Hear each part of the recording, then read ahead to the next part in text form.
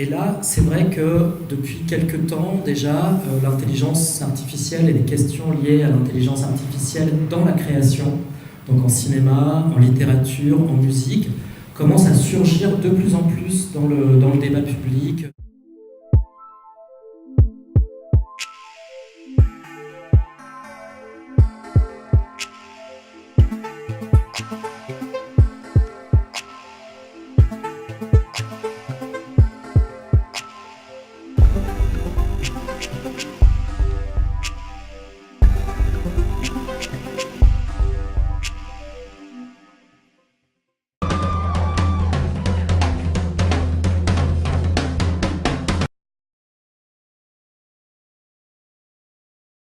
Donc les enjeux de cette table ronde étaient liés à l'utilisation de l'intelligence artificielle, notamment en art, mais pas seulement, ce qui pose les questions de la créativité, c'est-à-dire que est-ce que les systèmes d'IA sont créatifs, qu'est-ce qu'ils apportent finalement aux humains, et bien évidemment toutes les grandes questions de société liées à la fascination actuelle pour l'IA, sont ressorties, notamment les questions liées aux dangers potentiels pour nos sociétés que peuvent apporter les intelligences artificielles, aux problèmes éthiques qu'elles peuvent poser, et jusqu'à des questions très intéressantes, c'est-à-dire de savoir si les intelligences artificielles qui procèdent par apprentissage sur de vastes ensembles de données n'étaient pas susceptibles, par exemple, de reproduire des stéréotypes, par exemple des stéréotypes sexistes ou des stéréotypes racistes.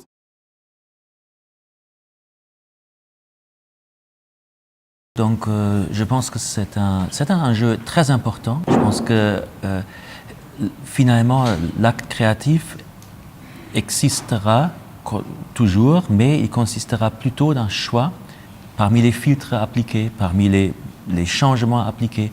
Donc il y a une variation du possible et l'artiste choisit là-dedans.